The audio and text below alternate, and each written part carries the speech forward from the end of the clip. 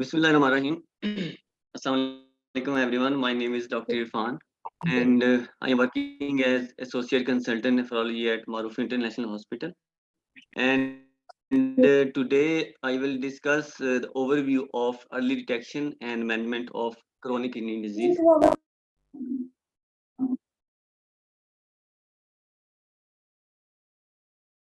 So, what is the definition of the chronic kidney disease?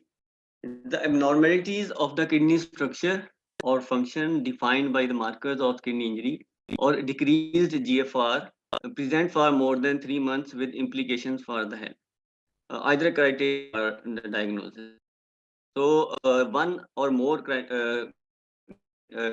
damage should be present. Pneumonia, urine sediment abnormalities like hematuria, electrolyte, and other abnormalities due to tubular disorders, abnormalities detected by histology, structural abnormalities detected by imaging, or history of prior kidney transplantation. And the GFR should be less than 60 ml per minute. So there are 5 stages of chronic kidney disease. Stage 1 is when the GFR is more than 90. Stage 2 when the GFR is mildly decreased from 60 to 89. Stage 3 is categorized into further 2 sub-stages, 3A and 3B. And stage 4 is when the GFR is markedly deranged from 15 to 29 ml per minute. And we label CKD stage 5 when kidney failure when GFR decline to less than 1 minute. And according to ACR, proteinuria, there are normal, moderately increased, normal to mildly increased proteinuria, moderately increased proteinuria, and severely increased proteinuria when proteinuria is more than 300 milligram per gram.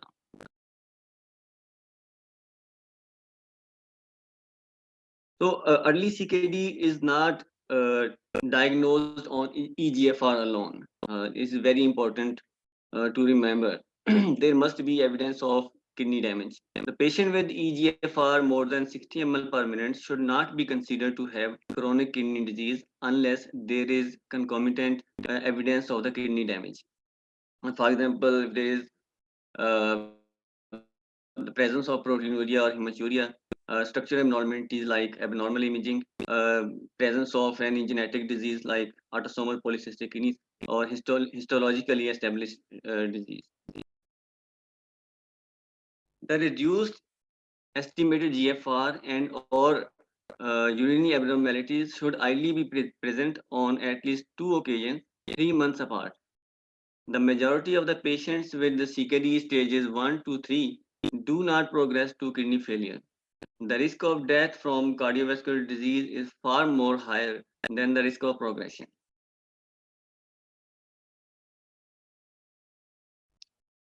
So, what is the burden of chronic kidney disease in Pakistan? The data from the local registries and the publication from Pakistan suggest that 12.5 to 29.9% of the adult population of Pakistan is suffering from kidney disease. And the rough estimate suggests that more than 20,000 patients will need dialysis at any time. And there is rough estimation that more than 20 million of Pakistani people are suffering from chronic kidney disease, and amongst them, almost more than 20,000 people progress to end-stage renal disease every year.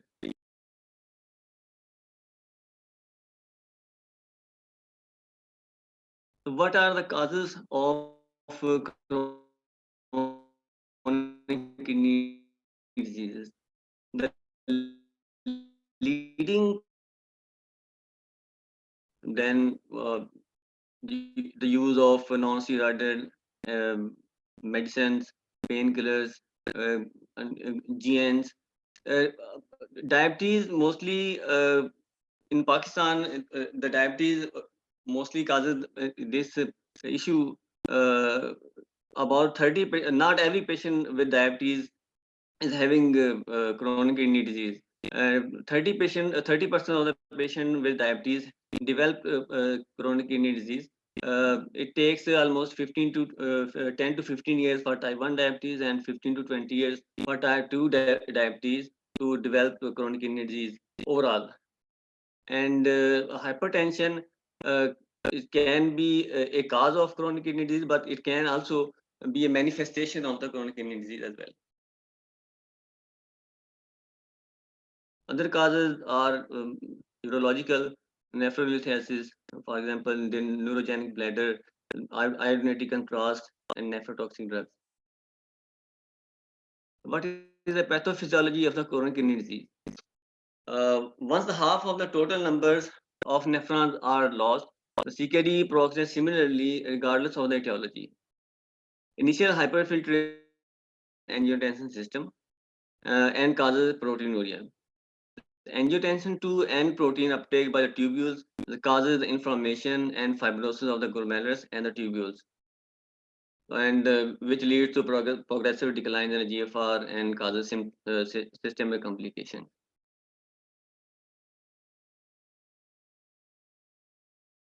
So as we know that the kidneys perform several functions, which include sodium, water, and potassium balance, elimination of the nitrogenous waste, production of the erythropoietin, acid-base balance, activation of the vitamin D, and the phosphate elimination. When the CKD progress further, these function impairs, and the patient develop hypertension due to salt and water retention. Uh, Finally, develop heart failure. Potassium balance causes hyperkalemia. The problem to eliminate the nitrogen waste leads to uremia, and like deficiency of erythropoietin causes anemia and metabolic acidosis. Low vitamin D leads to hypocalcemia, and also there's less amount of phosphorus elimination after CKD stage 3, that resistance of hyperparathyroidism, which leads to secondary hyperparathyroidism. So what are the risk factors for progression of the chronic kidney disease? When these include advanced level of GFR decline when patient comes with the advanced creatinine, advanced level degree of albuminuria, advanced age, male gender, race and poorly controlled hypertension, hyperglycemia, dyslipidemia, smoking, history of cardiovascular disease, and also nephrotoxic. Contamination of the water with heavy metal also is a risk factor in Pakistan for developing the chronic kidney disease. For example, lead, cadmium, arsenic, in especially in the factory areas.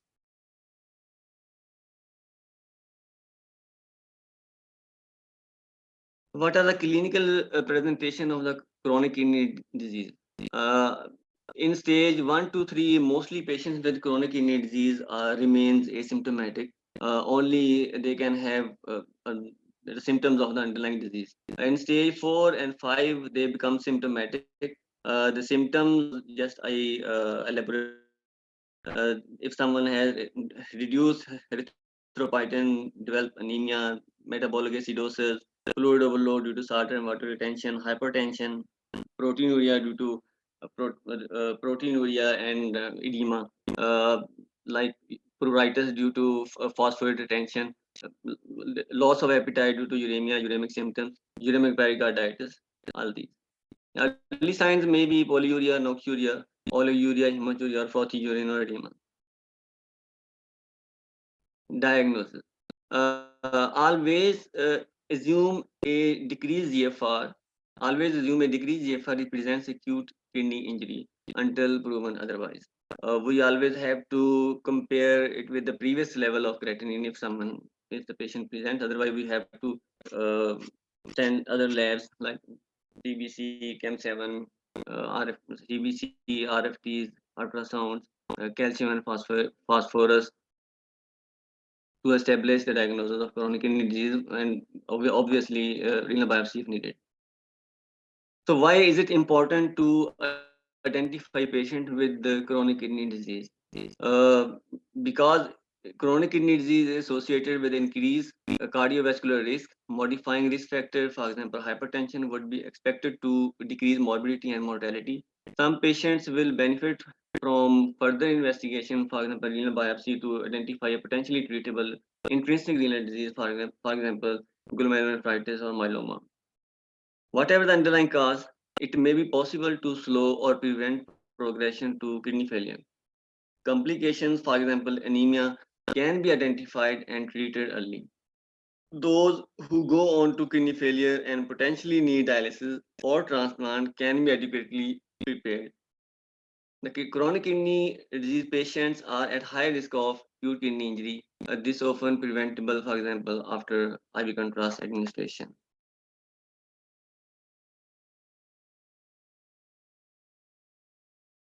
So, screening of the chronic kidney disease. There is no population for the CKD saves lives or money. Screening can be targeted at those at high risk, for example, hypertensive patients, diabetic, patient with heart failure, patient with atherosclerotic disease, patient having urological problems, patient using nephrotoxic drugs like NSAIDs, having hematuria or edema, or patient with underlying systemic lupus erythematosus.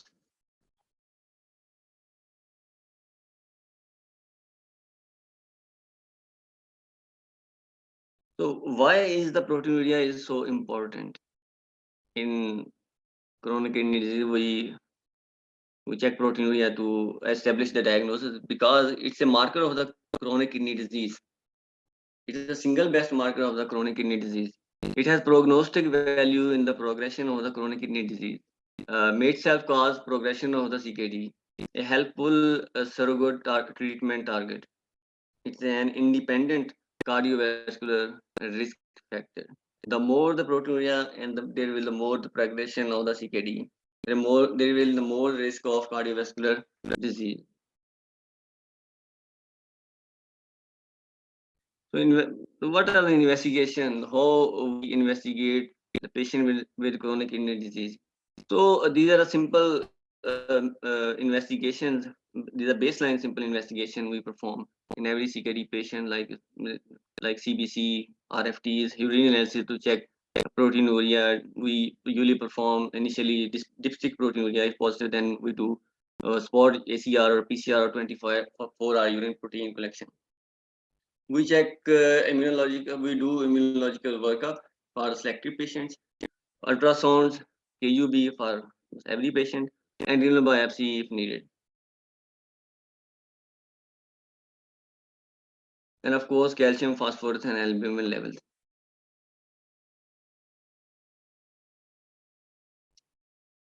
So, what is the treatment of the chronic kidney disease? So, the main objective to are to detect the CKD early in the susceptible individuals, to control hypertension, to control blood glucose, to treat other underlying causes, and to prevent complications and further worsening of the kidney function.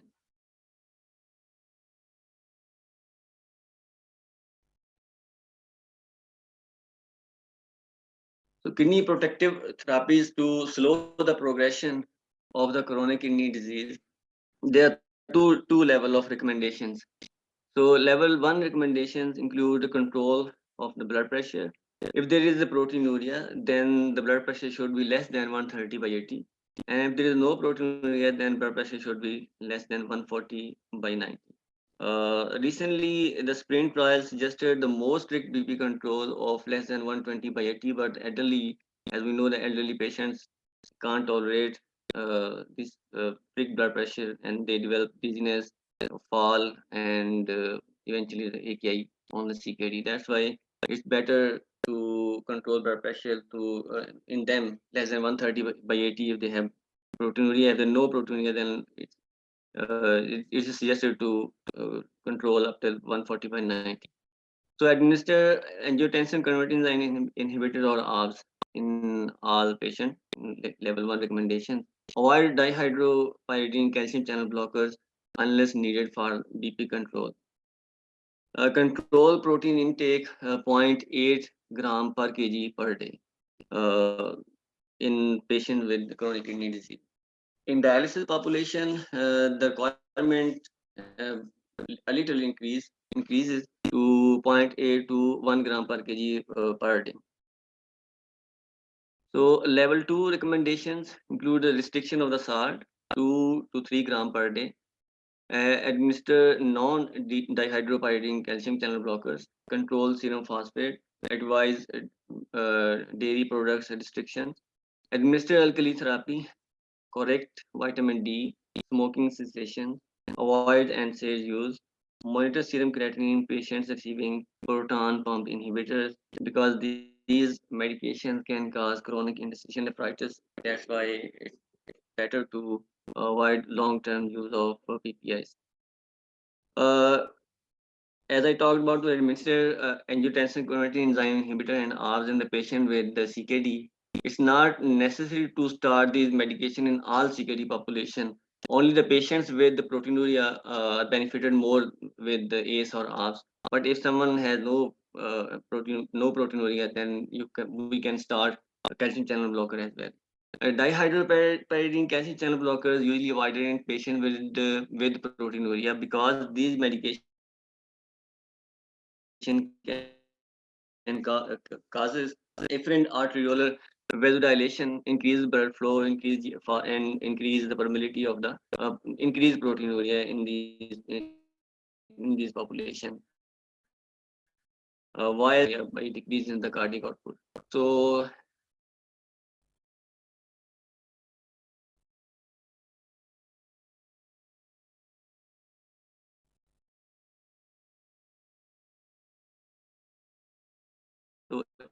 any questions?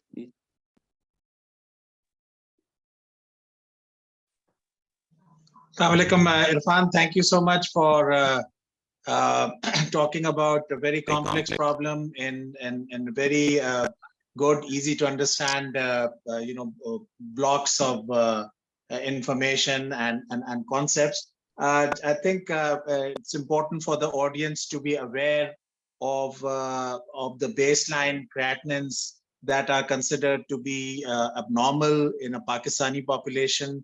Maybe you can comment on that.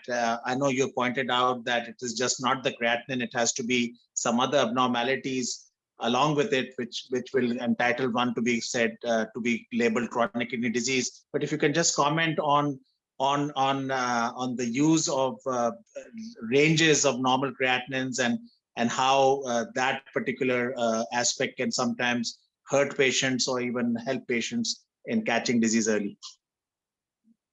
Yes, sir. Thank you. Basically, creatinine is just a number for a nephrologist. We see creatinine just as a number. As I already mentioned, that creatinine alone is not recommended to diagnose the chronic kidney disease. In different population, the creatinine level can be different. In Pakistani population, a study conducted in Karachi in Aga Khan University. I think you know.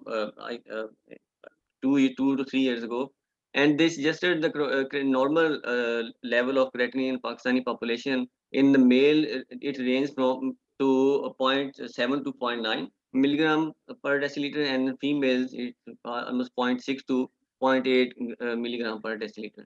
So these are the normal values they suggested in Pakistani population. However, the number of creatinine changes with age, with muscle mass, because creatinine comes from muscle. So if someone has more body mass, he can have more serum creatinine. So the normal value, however, in Pakistan is 0.7 to zero point 0.9 in male, and in female is 0.6 to 0.8 milligram per deciliter. Thank you, and Irfan, if you can just obviously, if a young patient has serum creatinine of 1.1 or 1.2, his GFR will be different because GFR depends on age and weight. Similarly, if an elderly patient comes to us and with serum creatinine of 1.2, 1.3, her or his GFR will be different because according to age and according to weight. The same patient with 1.2 creatinine in like young patient can have a GFR more than 60 ml per minute. But the same value, if there's someone elderly comes to us with the same value of serum creatinine 1.2 can have a GFR of 45 ml per minute. So as you can see, the level of creatinine is same for the both persons, but the GFR, but the estimated GFR is how much difference there is in estimated GFR in young population and in elderly population. And of course, this patient is a lady with 1.2 creatinine aging almost above 60 or 70 years with GFR 45. It falls in the CKD of 3A or 3B category.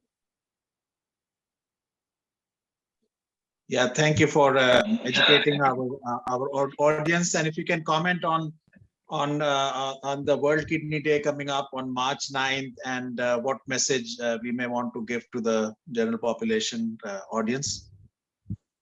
Sir, obviously, as I mentioned early, that there more than 20 million of our population is suffering from chronic kidney disease, and every year 22,000 of people is a rough idea.